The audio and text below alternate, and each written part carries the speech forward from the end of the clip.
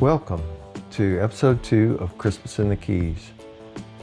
In the first video, we documented the highlights of our week-long trip to Key West and our activities there, including the trip to Dry Tortugas National Park, viewing Christmas lights on a nighttime trolley ride through Key West, riding e-bikes into downtown from our campsite on Stock Island, and walking along the infamous Duval Street, where every place claims to be the southernmost point for something. In this video, we'll share our move to Flamingo Camp in the Everglades National Park and some of our adventures there. At the end, we'll throw in a bonus trip shopping for exotic fruit near Homestead, Florida, before returning to the Keys for more adventures. Here we go.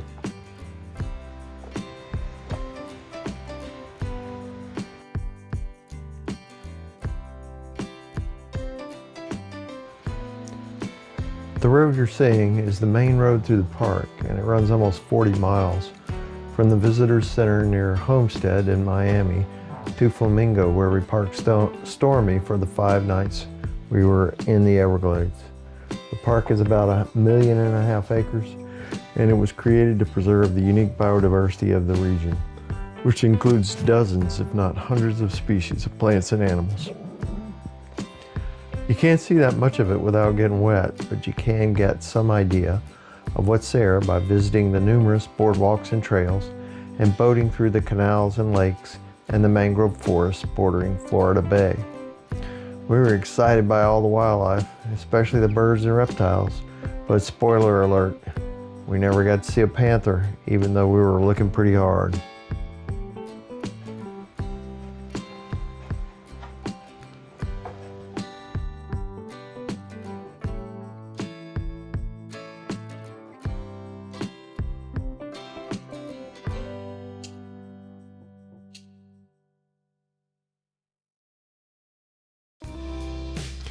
One of our first stops was the Visitor Center at Royal Palm, where we walked the Anhinga Trail.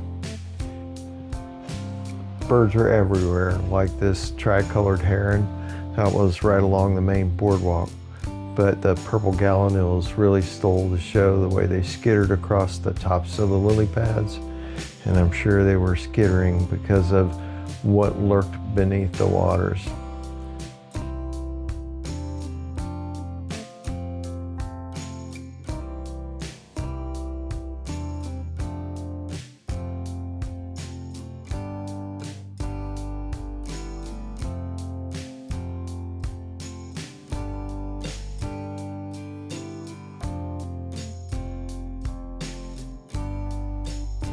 Nonetheless, we saw lots of turtles and hingas and a great blue heron as we walked around the boardwalk. While seeing the birds up close was cool, leave no doubt all eyes were focused on the gators, and there were some big boys there along the boardwalk basking in the sun.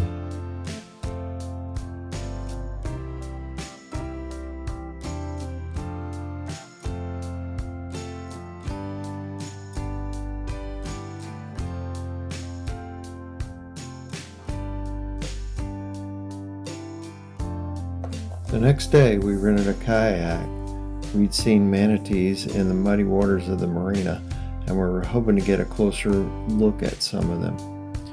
We were surprised that when we got in the kayak, a manatee actually surfaced within arm's reach and sat there for quite some time until we moved away. That was the closest we got to a manatee all day.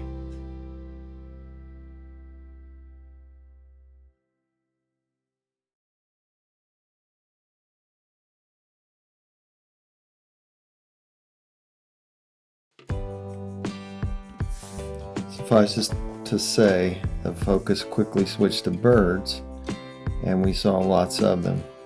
We were looking for roseate spoonbills, which are the pink wading birds you can see in the distance in some of these photos. We also saw a ton of sharks in the shallows.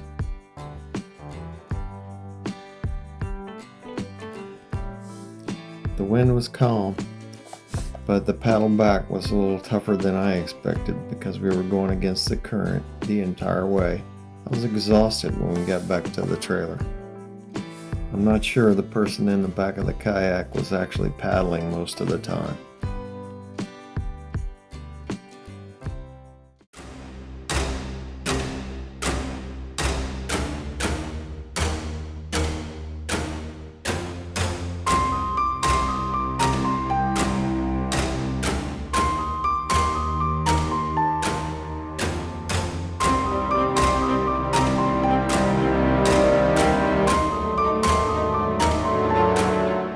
It's nearly a 2-hour drive from the Flamingo campground to the Shark Valley Visitor Center on the north boundary of the park, but it's totally worth it. You have to exit the park, go through Florida City and a bit of Hempstead to get there. But when you get there, there's an 11-mile paved loop that goes out into the Everglades, and it's teeming with wildlife. You can walk, rent bikes, or ride the tram on the loop. We took our e-bikes.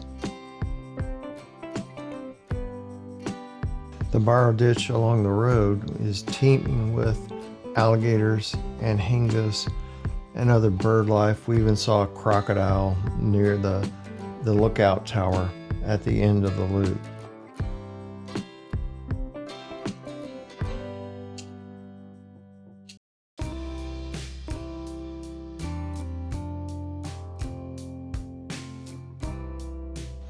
The next day it was time to leave, and even though we didn't see much of the freshwater portions of the Everglades, it was still beautiful, and I'd love to go back again and visit the canoe trails. We were headed for Key Largo and our last stop in the Keys on this trip, but we had one special stop to make on the way. Robert is Here is a unique Florida attraction. It's an exotic fruit stand that you have to see to believe. We weren't the only Airstreamers there though, and just as we were getting out of the truck, 3 more Airstreams pulled in, although they were vintage Airstreams from Mississippi. It was kind of interesting to see how different those trailers looked from Stormy.